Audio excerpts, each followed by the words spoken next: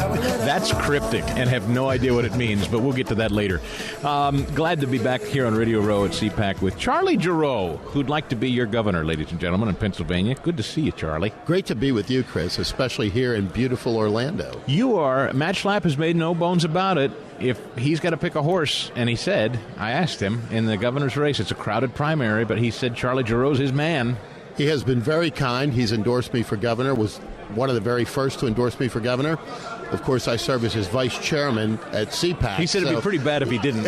Exactly. I'd have to do a lot of splaining, as Ricky Ricardo used to say. It is important because we were just talking with Hogan about CPAC and why it's important and how it's evolved, and you've been one of the people in the middle of this. Coordinating it. And I really love what Hogan said because he hit the nail on the head.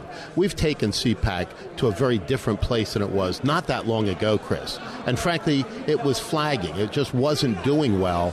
And Matt Schlapp and Mercy really, really invigorated it and made it into the vanguard of the conservative movement, the conference that everybody has to attend, and the place where, as you correctly point out, it's no longer simply a rubber stamp for the Republican Party hierarchy. Yes. It feels very much like these people who attend, they're here on a mission. They're here to meet, they're here to strategize, communicate, they're energized, and they're discerning. This is not people mistake this as some sort of pep rally.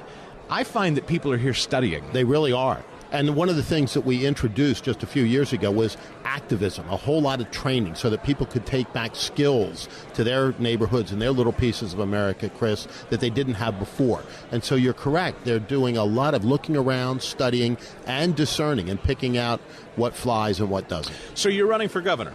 And we've talked before. This Senate, same thing. It's a crowded field, and I think a lot of people see that this is an opportune year in a disastrous period in our country's history with Democrats at the helm. Now, better time than any time to jump in if you're a Republican and run. But I think that would be a mistake to assume that just because you got an R behind your name, you're going to win somebody's vote. Chris, it would be a big mistake. And I mean, we have R's running for governor who were Democrats not that long ago. Yep. One who said he wasn't even sure he could vote for Donald Trump. So I keep coming back to what my dad used to tell me, which is, before you tell me what you're going to do, show me what you've done. And so I can lay out a record from my days with Ronald Reagan to my days right now in the leadership of CPAC of solid conservative activism for years and years and years, doing something rather than merely talking about it. Your history in the Commonwealth, what should people know? Well, I began my career with Ronald Reagan. I've lived in Pennsylvania almost all my life, Chris, but as you know, I wasn't born in Pennsylvania. I was born in a slum in Brazil.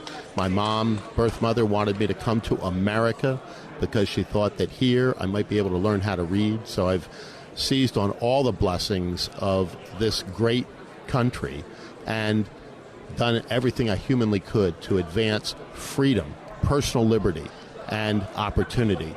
And so, I'm a small businessman, not a career politician by any stretch of the imagination, and answered a call because a year ago, running for governor was the last thing on my mind. But I got a call, and I answered it. Why does it seem, Charlie, that Pennsylvania Republicans struggle with conservatism? I have, I'm not a lifelong Pennsylvanian. I've been covering Pennsylvania politics for a little over a decade now. All Republicans are not equal in Pennsylvania. No, they're not. And I am shocked, frankly, and Chris, at how lack of unanimity there is. Well, historically, there was that silk stocking Republican. Yes. The elites in the country clubs, et cetera, that ran the Republican Party. They no longer do, thank God. And I remember not that long ago, the Republican National Committee woman, a woman that everybody kind of venerated, Elsie Hillman, sticking her finger in my chest and saying, Charlie, if you continue to support that cowboy, Ronald Reagan, there's no future for you in this party. So I remember that well. And so I've fought the good fight for conservative values inside the Republican Party, and we're winning. So when you're talking about people who are in the legislature at present, running to be governor, there are many listeners right now who remain very dubious of the Republican legislature in Harrisburg, for good reason. As they should. And frankly, I have a real problem with politicians trying to move up while our jobs and our people are moving out. I called on Josh Shapiro to resign the day that he announced his candidacy, Chris, because I don't think you should be taking a taxpayer check while traipsing around the state running for another office. And so we not only have a somewhat dubious record from time to time inside the General Assembly, but we've got candidates running who are taking a taxpayer check every single day. I took a leave of absence from my little business, my small business, in order to run because I knew you couldn't do both. Yes. They can't either, and they shouldn't. Priority one for you if you're Governor Giroux? Priority one is election integrity, Chris. You were talking with Hogan just a moment ago. We still have a lot of problems that need to be solved. And as I've said all along, if we can't trust the results, there are no winners.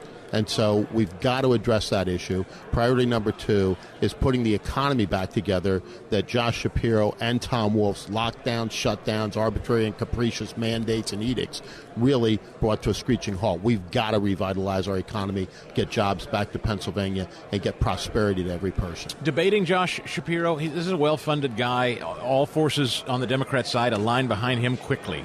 I mean, it's like there's just no... Yeah, he's the one. I actually feel sorry for other Democrats. They're not even talking about him. It's Shapiro, and that's it, and right? That's it. So he's a machine. And I'm looking forward to debating him. I've had people tell me, Charlie, I'd pay real money to see you debate Josh Shapiro. And I think folks that have watched the Republican debates realize very quickly who can take Josh Shapiro on in the media every single day and then beat him on a debate stage. Because that's where it's really going to boil down to, Chris. The millions of dollars in this air war are going to make folks in the media very wealthy, but they're not going to cut through to that small sliver of the electorate that will decide who wins and who loses. They're going to be tuned in to 3 nights in October of this year, watching those debates and seeing who can handle the pressure, who performs well under the spotlight, and who can come out unvarnished, unscripted, and without reading other people's words and take their case directly to the people of Pennsylvania. He's Charlie Giroux. He's running for governor in Pennsylvania. People can find you online? They can. Charlie for F-O-R Governor, charlieforgovernor.com. But Chris, every one of your listeners can have my personal cell number, which is 717 877 8194. 717 877 8194. You spell my last name G-E-R-O-W because I know it's a tough name to pronounce sometimes. It's on videotape. Your phone. Now we've saved this number on tape and people can listen.